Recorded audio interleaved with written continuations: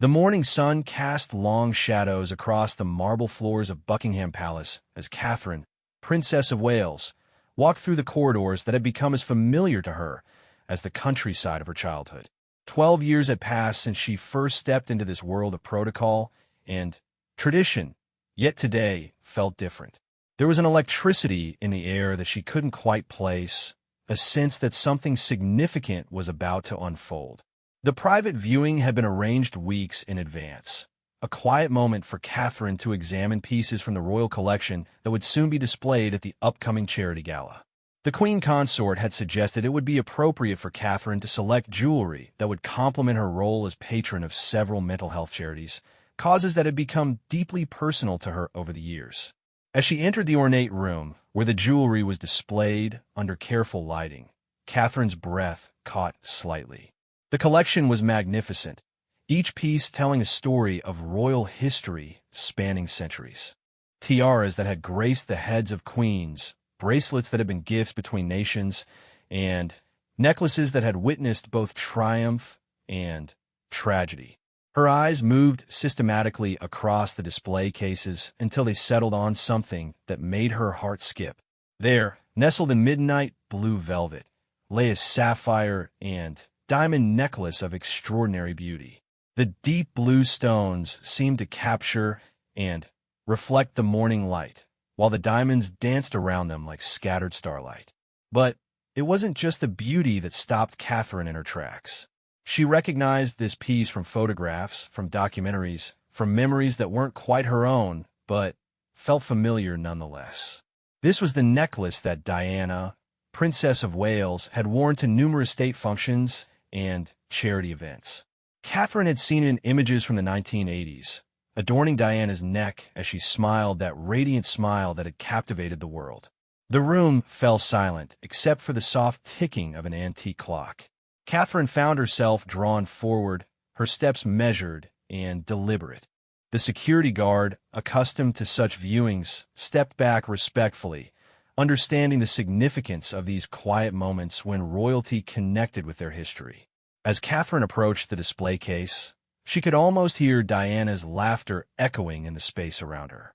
The stories William had shared about his mother came flooding back, tales of a woman who had used her position not for personal glory, but to shine light on causes that needed attention.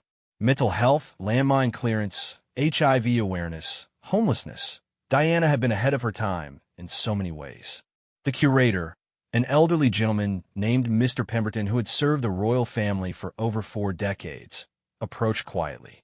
His voice was soft and respectful as he spoke. "Your Royal Highness, that particular piece has quite a history. The Princess of Wales wore it to the state dinner honoring the President of France in 1987, and again to the charity auction for children's hospitals in 1989. Catherine nodded, her eyes never leaving the necklace. She could picture Diana wearing it, could imagine how the sapphires would have complemented her evening gowns, how the diamonds would have caught the camera flashes as she moved through crowds of admirers and well-wishers. "May I?"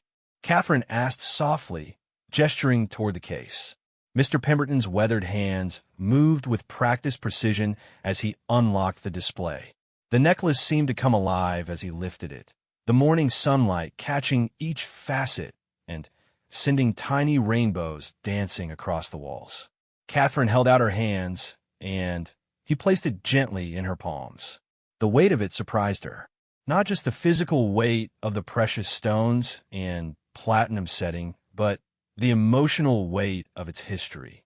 This necklace had been present for so many important moments, had been part of Diana's armor as she faced public scrutiny and personal challenges with grace and determination.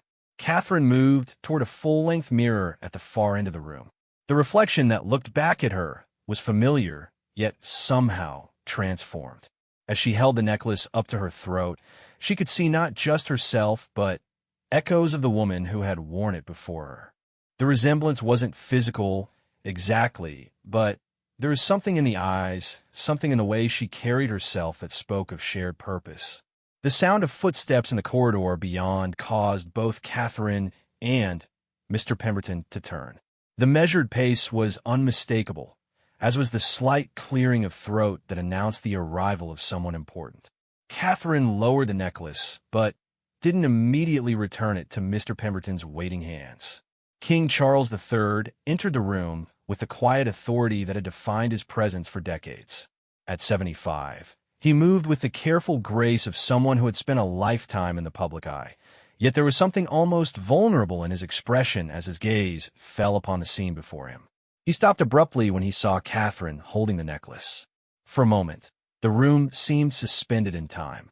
The morning light streaming through the tall windows illuminated all three figures like actors on a stage, each playing their part in a drama that none of them had fully scripted. Charles's eyes moved from Catherine's face to the necklace in her hands, and she watched as something shifted in his expression. It wasn't anger or disapproval, as she might have expected. Instead, there was a complex mixture of emotions that played across his features: surprise, recognition, and something that looked almost like relief. "Your Majesty," Catherine said softly, offering a slight curtsy despite the informal setting. "I was just examining some pieces for the charity gala next week." Charles approached slowly, his hands clasped behind his back in the way that had become characteristic during his years as Prince of Wales. His eyes never left the necklace, and Catherine realized that he too was seeing more than just jewelry. He was seeing memories, perhaps painful ones, perhaps beautiful ones, perhaps both. "I haven't seen that piece displayed in quite some time," Charles said, his voice carrying the measured tones of someone choosing words carefully. Diana was particularly fond of it. The mention of his first wife's name seemed to hang in the air between them. Catherine had learned over the years that Diana's memory was something to be approached delicately in Charles's presence. Not because he bore any resentment, the years had softened those edges, but because the complexity of their relationship and its very public dissolution remained sensitive territory. "She wore it beautifully," Catherine replied, her voice equally measured. "I can see why she chose it for important occasions. There's something about the way the sapphires capture light." Mr. Pemberton, recognizing the charged nature of the moment, had quietly retreated to the far corner of the room, busying himself with other displays while remaining available if needed. His decades of service had taught him when to be invisible while staying present. Charles moved closer, close enough that Catherine could see the fine lines around his eyes that spoke of years spent squinting in royal sunshine, of concerns carried and responsibilities shouldered. When he spoke again, his voice had taken on a different quality, more personal, less formal. "She believed that jewelry should serve a purpose beyond mere adornment," he said. "Diana always said that if you were going to wear something that cost more than most people's houses, it should be in service of something worthwhile." Catherine felt a warmth spread through her chest at these words. It was exactly the philosophy she had adopted in her own approach to royal duties, though she hadn't realized she was echoing Diana's sentiments. The connection felt both humbling and empowering. "I was hoping to wear something meaningful to the gala," Catherine said carefully. "The mental health charity work feels so important, especially with everything we're seeing in young people today. I wanted the jewelry to complement that message rather than distract from it." Something in Charles's expression softened further. Catherine had touched on something close to his heart, she realized. His own work with various charities, his long-standing commitment to environmental causes and social issues had always been driven by genuine passion rather than mere obligation. "May I?" he asked, gesturing toward the necklace. Catherine placed it gently in his hands, watching as his fingers traced the setting with surprising tenderness. She could see him remembering, could almost feel the weight of decades pressing down on this moment. When he looked up, his eyes held a clarity that hadn't been there before. "Diana would have liked that you're thinking of her work when you consider wearing this," he said simply. "She always hoped that others would continue what she had started." The words hit Catherine with unexpected force.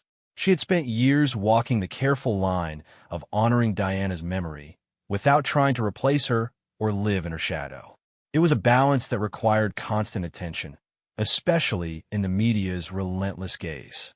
But here, in this quiet moment, Charles was offering something that felt like permission, like blessing.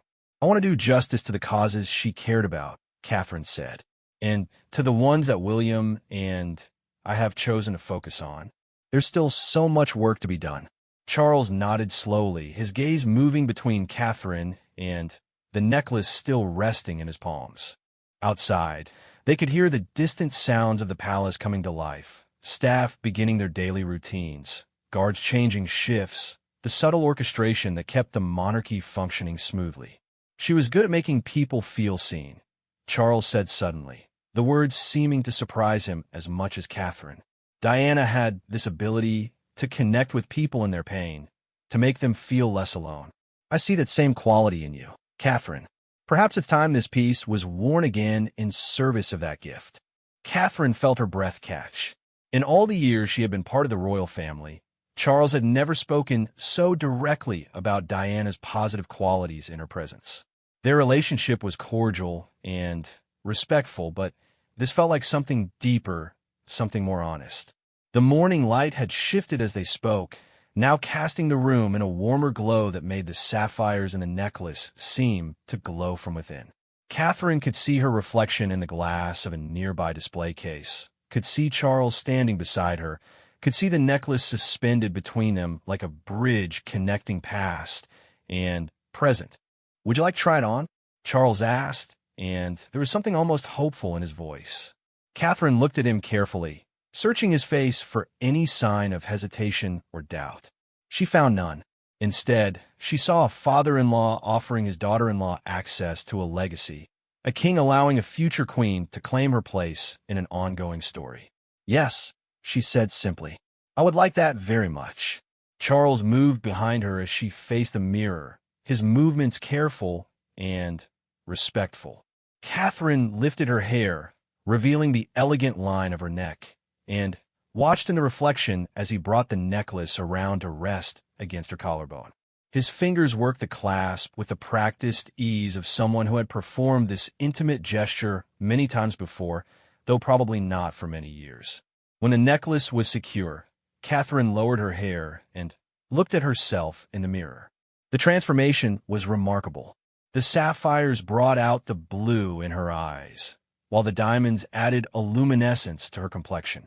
But more than that, she could see Diana in the reflection, not as a ghost or a shadow, but as a presence that enhanced rather than overshadowed. Charles stepped back, his hands falling to his sides, and they both studied the reflection in silence. Catherine could see his face in the mirror, could see the complex emotions playing across his features.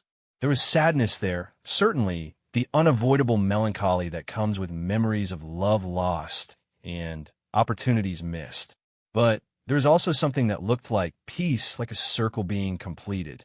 "She would have been proud," he said finally, his voice thick with emotion. "Not just of how you look wearing it, but of what you've become, what you're doing with the platform you've been given." Catherine turned to face him directly, the necklace catching the light as she moved. In this moment, she felt the full weight of the legacy she had inherited, not just from Diana, but from centuries of women who had worn crowns and tiaras and necklaces in service of something larger than themselves. "Thank you," she said simply, and Charles understood that she was thanking him for more than just permission to wear a piece of jewelry. She was thanking him for acceptance, for recognition, for the gift of being trusted with something precious. The news of Catherine's choice to wear Diana's sapphire necklace spread through the palace with the swift efficiency that characterized all royal communications. By afternoon, senior staff members were buzzing with quiet conversations about the significance of the moment. For many who had served during Diana's era, seeing the necklace emerge from its careful storage felt like witnessing history come full circle.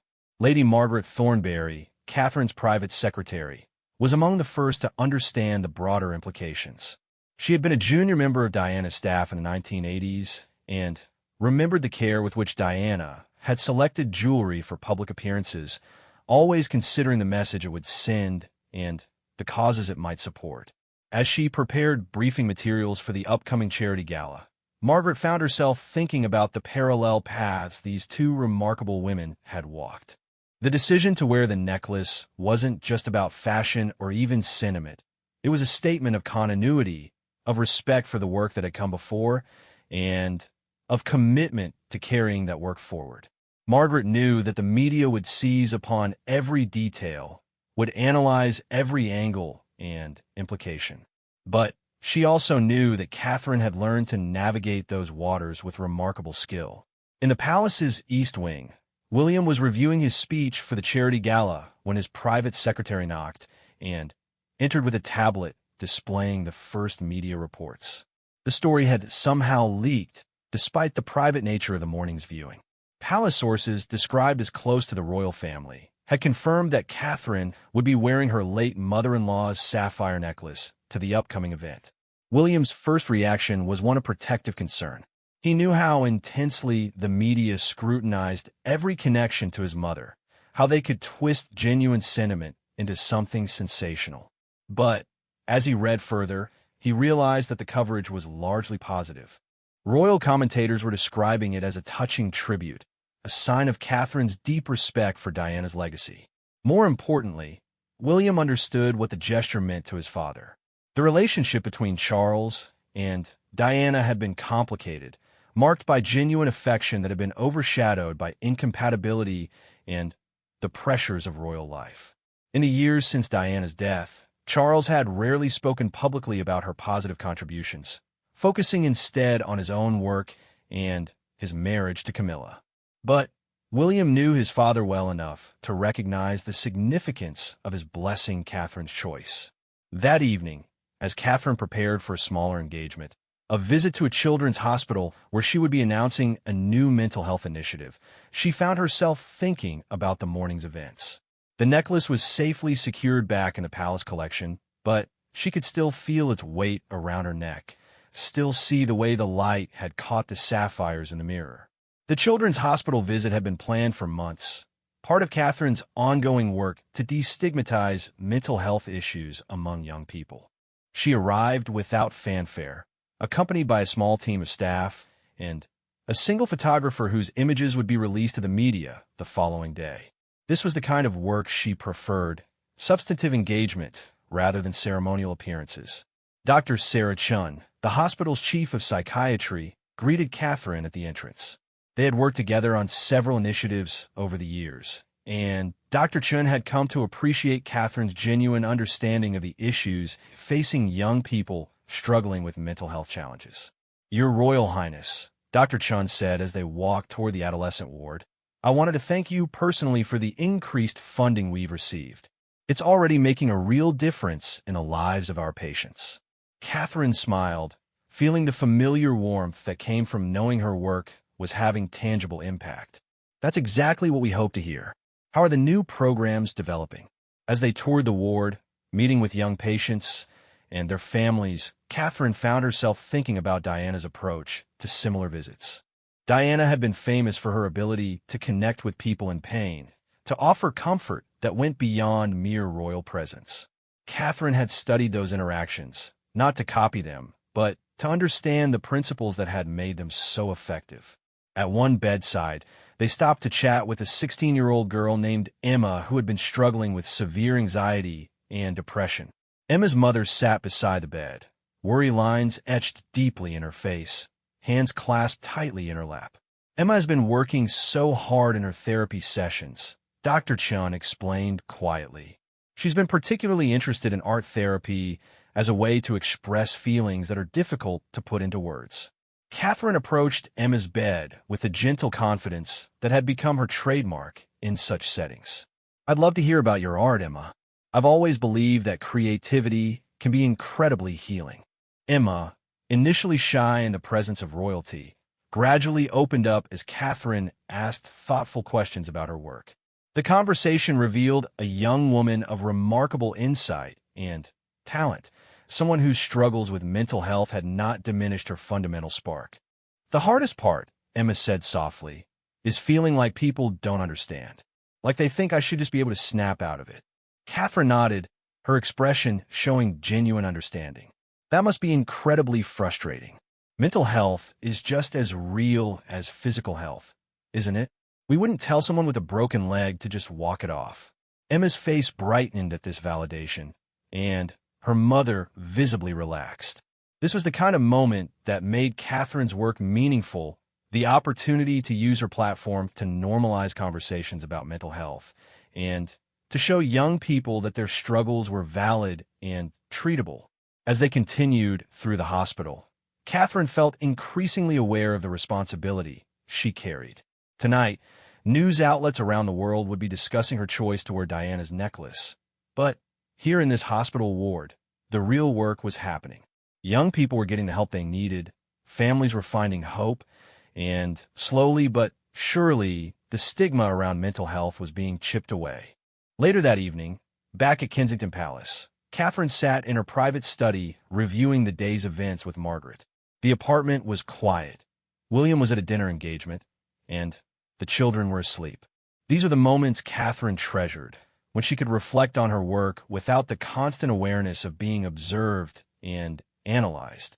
"The coverage has been overwhelmingly positive," Margaret reported, scrolling through her tablet. "The focus seems to be on continuity and respect rather than comparison." Several mental health charities have already issued statements praising the symbolic significance. Catherine nodded, pleased but not surprised. She had learned over the years that authentic gestures generally resonated well with both the media and the public. And the palace statement? Released an hour ago, simply confirming that you'll be wearing the necklace at the gala and expressing your honor at being able to continue the charitable work it represents. Nothing overly sentimental, but warm and respectful. As Margaret left for the evening, Catherine remained in her study, looking out at the London skyline twinkling in the darkness. Somewhere out there were young people like Emma, struggling with challenges that could feel overwhelming in their magnitude. The story was developing along exactly the lines they had hoped, emphasizing Catherine's dedication to charitable work while honoring Diana's memory. There were the usual dissenting voices, columnists who questioned the appropriateness of any comparison to Diana, but they were vastly outnumbered by positive commentary. More importantly, the coverage was driving attention to the mental health causes Catherine championed. Charity websites reported increased traffic and donations, while mental health helplines saw upticks in calls from young people seeking support. This was the ultimate measure of success, when royal activities translated into real-world benefit for the causes they supported. Charles, reviewing the morning papers in his private office at Clarence House, felt a satisfaction that went beyond mere public relations success. The images of Catherine with young patients, combined with the thoughtful coverage of her choice to wear Diana's necklace, represented something he had long hoped to see: the next generation of royalty building respectfully upon the foundation laid by previous generations. His relationship with Catherine had evolved significantly since William's marriage. Initially formal and somewhat cautious, it had grown into genuine mutual respect and affection. Catherine's approach to royal duty, serious but never stuffy, traditional yet innovative, reminded him of the best aspects of his own mother's reign while incorporating lessons learned from Diana's more informal style. The morning schedule included a visit to an organic farming cooperative, part of Charles's long-standing commitment to sustainable agriculture. As his car traveled through the countryside, he found himself thinking about legacy and continuity. Diana's influence on William and Harry had been profound, shaping their approaches to charity work and public service. Now Catherine was ensuring that influence would continue into the next generation. At the farming cooperative, Charles was greeted by a group of young farmers who were implementing sustainable practices he had been advocating for decades. Their enthusiasm and commitment reminded him that change, real change, often took generations to achieve. The work he had started as a young prince was now bearing fruit in the hands of people who had been children when he first began speaking about environmental issues. "Your Majesty," said Sarah Williams, a 28-year-old farmer who managed a 100-acre organic operation, "your support for sustainable farming has made such a difference to our generation. We've been able to build on the foundation you helped create."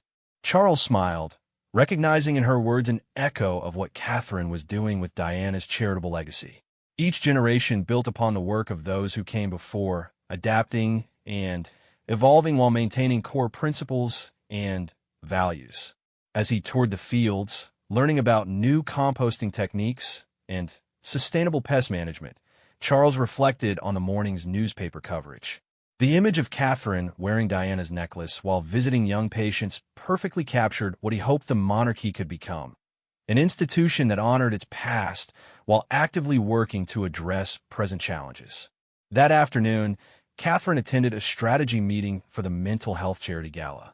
The event had grown significantly since its inception, now attracting international attention and raising millions of pounds for youth mental health programs. As she reviewed the guest list and program details, Catherine was struck by how far the conversation about mental health had advanced in just a few years. The stigma that had once surrounded mental health issues, particularly among young people, was slowly but surely being dismantled. High-profile advocates, including several celebrities who would be attending the gala, had begun speaking openly about their own struggles. Schools were implementing new programs to teach emotional resilience and coping skills. Parents were learning to recognize warning signs and seek help without shame. Dr. James Morrison, the charity's director, presented the latest statistics on their program's effectiveness. "We're seeing remarkable results," he explained, pulling up charts on his laptop. Early intervention programs in schools have reduced crisis admissions by 30% in pilot areas. The peer support networks are showing even better outcomes among teenagers. Catherine leaned forward, studying the data with the careful attention she brought to all aspects of her charitable work. What about accessibility? Are we reaching young people from all backgrounds? That's been one of our biggest challenges, Dr. Morrison admitted. We're making progress, but there are still barriers, particularly in underserved communities where mental health resources have historically been limited.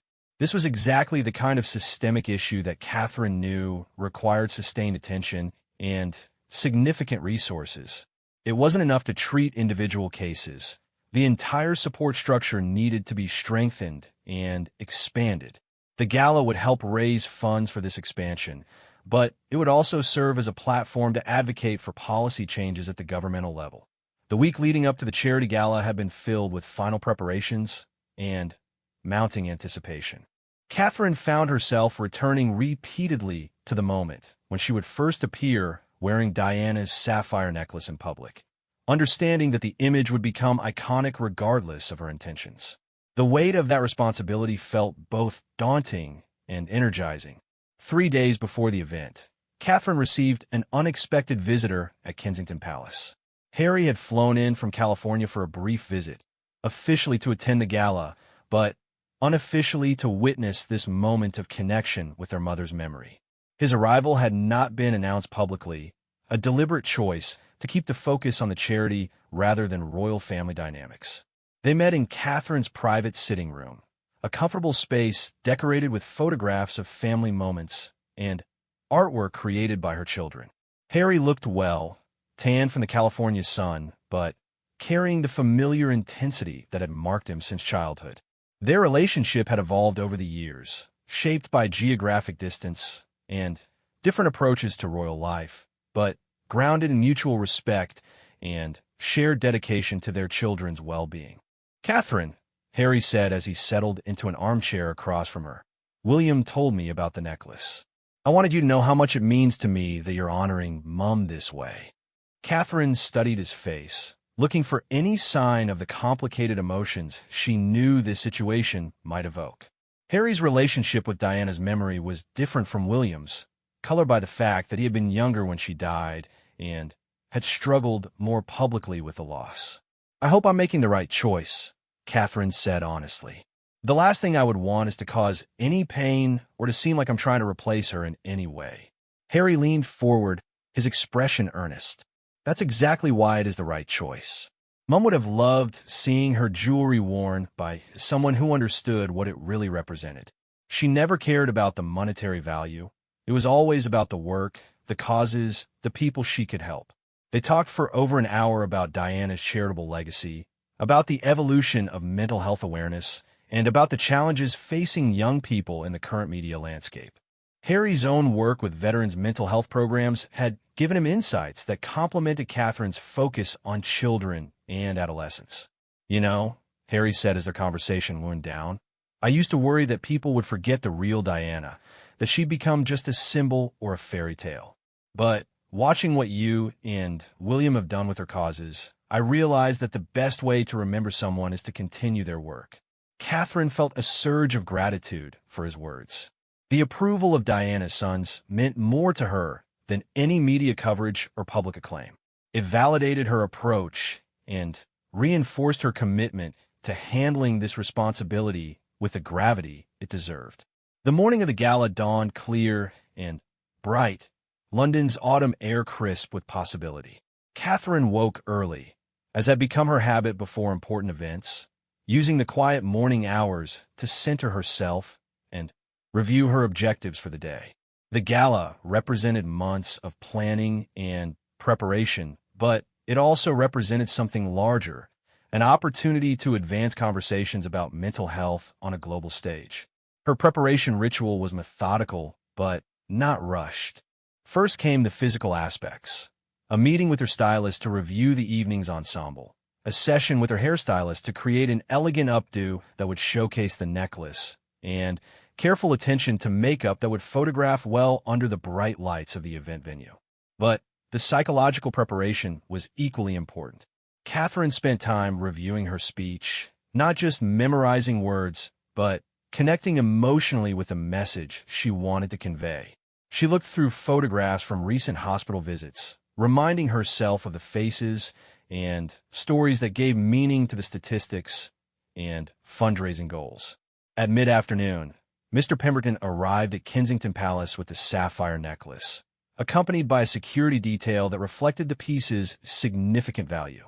The handover was conducted with ceremony befitting a state treasure, complete with documentation and insurance protocols that ensured every movement was tracked and recorded. Catherine received the necklace in her dressing room, where her stylist and security team had already prepared the space. As Mr. Pemberton placed the case on a specially prepared table, Catherine felt a familiar flutter of nervousness mixed with excitement. "Your Royal Highness," Mr. Pemberton said formally, "the Princess of Wales's sapphire and diamond necklace prepared for this evening's engagement." When the case was opened, the necklace seemed to glow in the carefully arranged lighting. Catherine had seen it several times since that first morning with Charles, but each viewing revealed new details: the precise cut of each diamond, the depth of color in the sapphires, the craftsmanship that had created something both beautiful and enduring. As her stylist helped her into the evening gown, a midnight blue creation that had been designed specifically to complement the necklace, Catherine found herself thinking about all the women who had worn significant jewelry before her. Not just Diana, but generations of royal women who had understood that their choices in dress and decoration carried messages that extended far beyond personal preference. The gown was elegant without being ostentatious, sophisticated without being intimidating. It had been designed to appeal to a broad audience while maintaining the dignity befitting a royal engagement. The neckline was perfect for showcasing the necklace, creating a frame that would draw attention to the historical significance of the piece. When Catherine was fully dressed and the necklace secured around her neck, she stood before a full-length mirror and saw not just herself, but a continuation of royal history. The woman looking back at her carried the weight of expectation and tradition, but also the promise of progress and positive change. William arrived as the final preparations were being completed.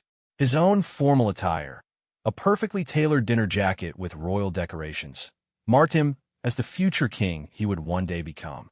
But when he saw Catherine wearing his mother's necklace, his expression softened into something more personal. "You look beautiful," he said simply, and Catherine could hear echoes of emotion in his voice. "Mom would be so proud of what you've accomplished, not just tonight, but over all these years." They traveled to the gala venue together, their car part of a modest motorcade that prioritized security while avoiding unnecessary pageantry. The venue, a historic hotel in central London, had been transformed for the evening into an elegant space that balanced luxury with the serious purpose of the event. As their car approached the entrance, Catherine could see the gathered crowd of photographers and well-wishers. The flash of cameras created an almost strobe-like effect, and she knew that within minutes, images of her wearing Diana's necklace would be transmitted around the world. The thought was both thrilling and sobering. "Ready?" William asked, and Catherine nodded, feeling more prepared than she had expected. The moment they stepped from the car, the crowd's reaction was immediate and overwhelming. There were gasps of recognition as people spotted the necklace, followed by enthusiastic cheering from the gathered supporters. Catherine moved with practiced grace along the red carpet, pausing for photographers while maintaining the warm but dignified demeanor that had become her trademark. Inside the venue, the atmosphere was electric. The guest list represented a careful mix of major donors, charity leaders, celebrities who supported mental health causes, and young people who had benefited from the programs being celebrated. Catherine moved through the reception with William, greeting guests and having brief but meaningful conversations about the evening's purpose. Dr. Morrison approached them during the reception, accompanied by several young people who had participated in the charity's programs. These were the real stars of the evening, Catherine believed, young men and women who had overcome significant challenges and were now thriving in their personal and academic lives. "Your Royal Highness," said Marcus, a 19-year-old university student who had struggled with severe depression during his A-levels. "I wanted to thank you for everything the charity has done. The peer support program literally saved my life." Catherine listened intently as Marcus shared his story, aware that similar conversations were happening throughout the room. This was why she had chosen to wear Diana's necklace, not for the media attention or historical significance, but to honor the real work being done and the real lives being changed. As dinner was served, Catherine found herself seated between a major tech entrepreneur who had pledged significant funding for digital mental health resources and Dr. Sarah Chun from the Children's Hospital she had visited earlier in the week. The conversation flowed naturally between personal anecdotes and policy discussions, creating exactly the kind of environment where real progress could be made. "The most encouraging thing I'm seeing," Dr. Chun observed, "is how young people themselves are becoming advocates. They're not waiting for adults to solve these problems. They're creating their own support networks and resources." Catherine nodded enthusiastically. "That's been one of the most rewarding aspects of this work, seeing young people find their voices and use them to help others. It gives me tremendous hope for the future." When it came time for the evening's speeches, Catherine felt a familiar surge of nervous energy. Public speaking had become second nature over the years, but the significance of this particular evening, combined with the weight of Diana's necklace around her neck, made the moment feel especially important.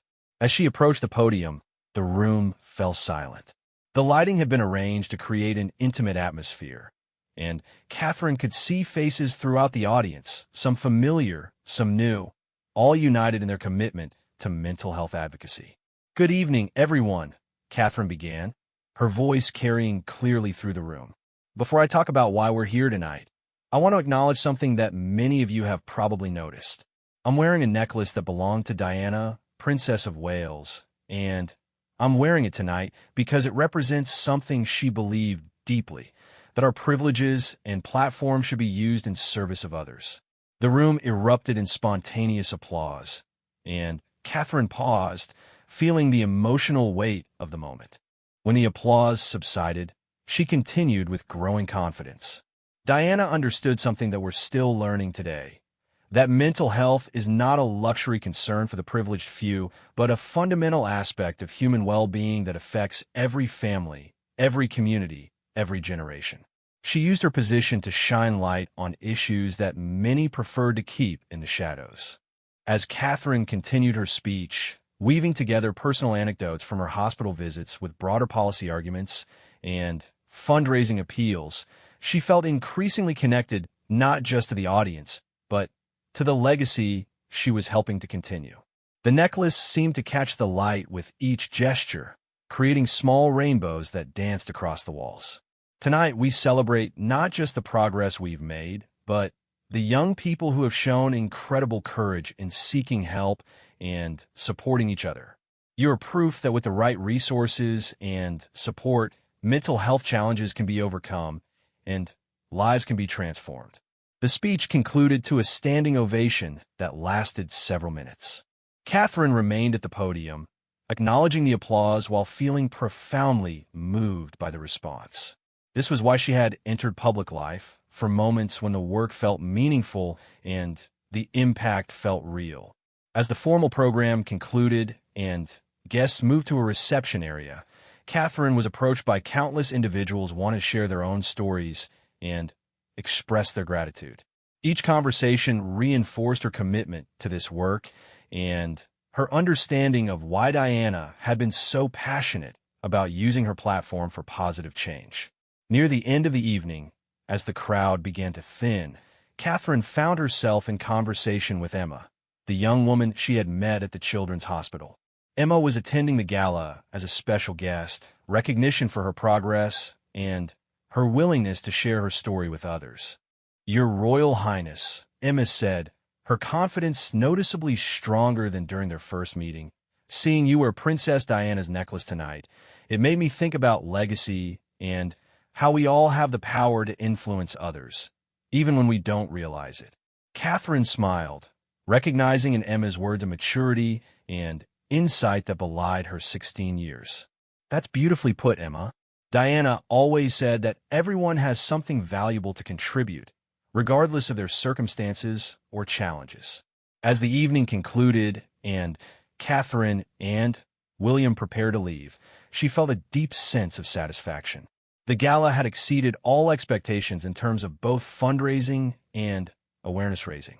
But more importantly, it had demonstrated the power of combining historical respect with contemporary action, of honoring the past while actively working to create a better future. The morning after the gala brought a media response that exceeded even the palace's optimistic projections. International newspapers featured Catherine's image on their front pages, the sapphire necklace gleaming against the midnight blue of her gown. But the coverage went far beyond fashion commentary, focusing instead on the substantive message about mental health and the seamless way Catherine had honored Diana's legacy while advancing her own charitable agenda. Catherine woke to find her phone filled with messages from friends, family members, and colleagues around the world. The response was overwhelmingly positive, but what moved her most were the messages from young people who had attended the gala or watched coverage of it online. They spoke about feeling inspired, about seeking help for their own struggles, about the hope that came from seeing mental health discussed so openly and positively. At Buckingham Palace, Charles reviewed the morning coverage with deep satisfaction. The image of Catherine wearing Diana's necklace while delivering a passionate speech about mental health captured exactly what he hoped the modern monarchy could represent: respect for tradition combined with active engagement in contemporary issues. The coverage emphasized continuity and purpose rather than drama or conflict, precisely the narrative the royal family needed. More importantly, the gala had achieved its primary objectives. Initial reports suggested that donations had far exceeded targets, with several major donors announcing multi-year commitments that would fund expanded programs for years to come. The digital mental health platform that Catherine had announced during her speech was already receiving significant interest from healthcare providers and educational institutions. William spent the morning in his private office, reviewing thank you messages and follow-up commitments from the previous evening's attendees. As president of several mental health organizations, he understood the long-term nature of the work they were undertaking. Single events, no matter how successful, were just stepping stones toward the systemic changes needed to address mental health challenges comprehensively.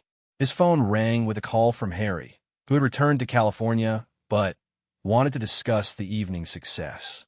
Their conversation was warm and collaborative, focusing on ways their different platforms might complement each other in advancing mental health awareness globally. "The necklace was perfect," Harry said, his voice clear despite the international connection. "But what really impressed me was how Catherine made it about the work, not the jewelry. Mom would have loved that approach." William nodded, though Harry couldn't see him. "Catherine has this gift for understanding what really matters. She knows when the personal can serve the public good, and when to keep the focus on the causes rather than the personalities. Meanwhile, at Kensington Palace, Catherine was participating in a post-event debrief with her senior staff. These sessions had become routine after major engagements, providing opportunities to assess what had worked well and identify areas for improvement. But today's meeting had a celebratory atmosphere that reflected the genuine success of the previous evening. "The media coverage has been exceptional," reported Margaret, scrolling through her tablet. "Every major outlet has covered the story, and the vast majority are focusing on the charitable work and mental health message. We're seeing very little focus on fashion or celebrity aspects." Catherine smiled, pleased but not surprised. Over the years, she had learned that authentic engagement with serious issues generally produced the kind of coverage she preferred. The media responded well when royal activities had clear purpose and measurable impact. "What about social media engagement?" Catherine asked, recognizing the importance of digital platforms in reaching younger audiences. "Outstanding," replied James, her digital communications specialist. "The mental health charity social accounts have gained over 100,000 new followers overnight. More importantly, we're seeing significant increases in people sharing their own stories and seeking information about mental health resources." This was the metric that mattered most to Catherine, whether her work was translating into real-world benefits for the people she was trying to help. Social media engagement was valuable only if it led to genuine connection and positive action. The morning schedule included a visit to a secondary school in East London, where Catherine would be launching a new peer support program funded partly by proceeds from the previous night's gala. The timing was intentional, demonstrating the immediate impact of charitable fundraising while maintaining momentum around mental health awareness. As Catherine's car traveled through London traffic, she reflected on the previous evening's conversations. The young people she had met represented both the challenges and the hope inherent in mental health advocacy. Their stories of struggle were difficult to hear, but their resilience and determination to help others were profoundly inspiring. The school visit had been carefully planned to avoid any appearance of using the previous evening's success for additional publicity. Instead, it was designed as a working session where Catherine would meet with students, teachers, and mental health professionals to understand how the new program would function in practice. Eastbridge Secondary School served a diverse community where mental health resources had historically been limited. The principal, Mrs. Janet Hughes, had been advocating for increased support services for years, often struggling to secure funding for programs that address students' emotional and psychological needs alongside their academic requirements. "Your Royal Highness," Mrs. Hughes said as she welcomed Catherine to the school. "This program will make an enormous difference for our students. We're already seeing young people volunteer to become peer supporters, which shows how much they understand the importance of this work."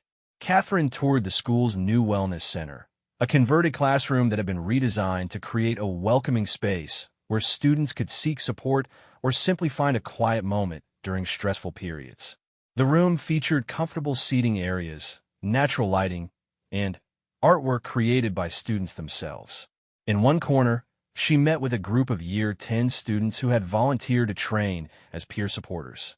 Their enthusiasm was immediately apparent, but so was their mature understanding of the responsibility they were undertaking. "We know what it's like to feel overwhelmed," said Amara, a 15-year-old who had struggled with anxiety during her GCSE preparations. "Sometimes it's easier to talk to someone your own age, someone who really gets what you're going through." Catherine nodded, recognizing the wisdom in peer support approaches. Professional help was crucial, but the day-to-day support that young people could provide each other was equally valuable. "How do you think other students will respond to having peer supporters available?" "I think they'll be relieved," said David, another Year 10 volunteer. "There's still stigma around mental health, especially among boys. But if they know they can talk to a classmate who's been trained to help, it might be easier than going to an adult right away." As Catherine continued through the school, meeting with teachers and observing classes, she was struck by the complexity of the challenges facing young people today. Academic pressure, social media influences, economic uncertainty, and global events all contributed to stress levels that previous generations had not experienced in quite the same way. But she was equally struck by the resilience and maturity of the students she met. They spoke openly about mental health challenges, approached the subject with sophisticated understanding, and showed genuine commitment to supporting their peers. This generation was rewriting the narrative around mental health, refusing to accept stigma and shame as inevitable. During lunch, Catherine joined a group of students in the canteen, sharing a simple meal while discussing their experiences and aspirations. These informal conversations often provided the most valuable insights, revealing the real-world impact of policy decisions and charitable programs. "The thing is," said Zara, a Year 11 student who had used mental health services herself, "when you're struggling, you just need someone to believe that you can get better. The peer supporters can do that because they've been there themselves." Catherine listened carefully, understanding that these young voices represented the future of mental health advocacy. Their insights would inform policy decisions and program development for years to come, ensuring that services remained relevant and effective. The afternoon included a meeting with local healthcare providers who would be supporting the peer program. Dr. Maria Santos, a child psychologist who worked with several schools in the area, explained how peer support complemented professional mental health services. "We're not asking these young people to replace professional help," Dr. Santos clarified. "Instead, they're creating a bridge that makes it easier for students to seek appropriate support when they need it. They can provide initial listening and guidance while helping their peers connect with professional resources." Catherine appreciated this integrated approach, recognizing that effective mental health support required multiple levels of intervention.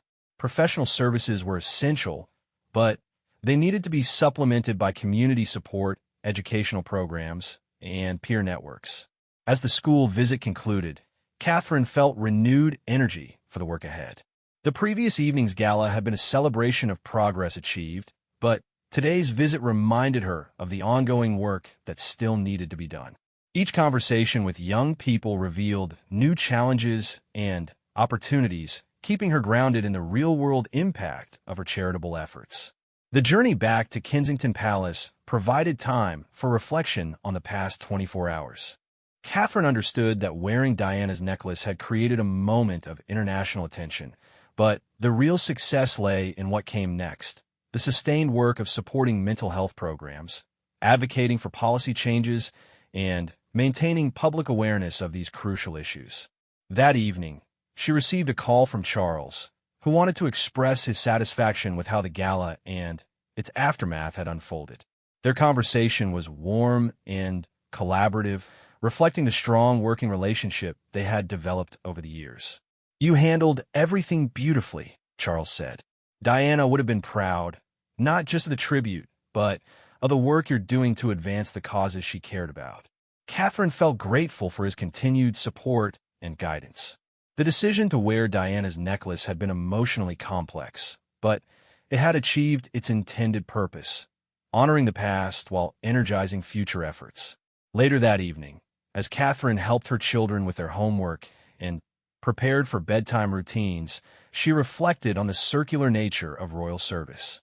Each generation built upon the work of those who came before, adapting methods while maintaining core commitments to public service and charitable work. The sapphire necklace was safely back in the royal collection, but its impact continued to resonate. News outlets around the world were running follow-up stories about mental health resources. Charitable organizations were reporting increased donations and volunteer applications, and young people were sharing their own stories with unprecedented openness. Over the following days, Catherine received reports on the gala's ongoing impact. The digital mental health platform had launched successfully, with thousands of young people already accessing resources and support. Schools across the country were inquiring about implementing peer support programs similar to the one she had launched at Eastbridge Secondary. Most significantly, government officials were expressing increased interest in expanding mental health funding and policy initiatives. The visibility created by the gala had translated into political momentum for changes that advocates had been seeking for years. A week after the gala, Catherine returned to the children's hospital where she had visited before the event. Emma, the young patient she had spoken with, was preparing for discharge after successful treatment. Their reunion provided a perfect example of why the work mattered so much. "I watched your speech online," Emma told Catherine as they walked through the hospital garden. "It made me realize that my experience with mental health doesn't have to define me negatively. It can be something I use to help other people." Catherine smiled, recognizing in Emma's words the continuation of a cycle of support and advocacy that would extend far beyond any single event or initiative. This was Diana's true legacy, not jewelry or ceremonial appearances, but the understanding that privilege carried the responsibility to serve others, particularly those who were vulnerable or marginalized. As autumn deepened into winter, Catherine continued her regular schedule of charitable engagements, each one building upon the momentum created by the gala. The necklace remained in the royal collection, but its symbolic power continued to resonate in the ongoing work of mental health advocacy. The palace had learned important lessons about the intersection of historical significance and contemporary purpose. Future events would apply similar principles, understanding that royal history was most meaningful when it informed and inspired present-day service. For Catherine personally, wearing Diana's necklace had been a transformative experience that deepened her understanding of royal responsibility and her connection to the institution's best traditions. She had successfully navigated the delicate balance between honoring the past and forging her own path, creating a model that future generations could build upon. The story of the necklace had become larger than the jewelry itself, representing the ongoing evolution of the monarchy and its commitment to using historical privilege in service of contemporary need. Catherine had proven that respect for tradition and innovation in service could coexist beautifully, creating outcomes that honored the past while building hope for the future. In the months that followed, the mental health initiatives launched around the gala continued to expand and evolve. New funding enabled additional programs, policy changes improved access to services, and public attitudes toward mental health continue to shift in positive directions. The work that Diana had begun decades earlier was finding new expression through Catherine's leadership, ensuring that the legacy would continue for generations to come.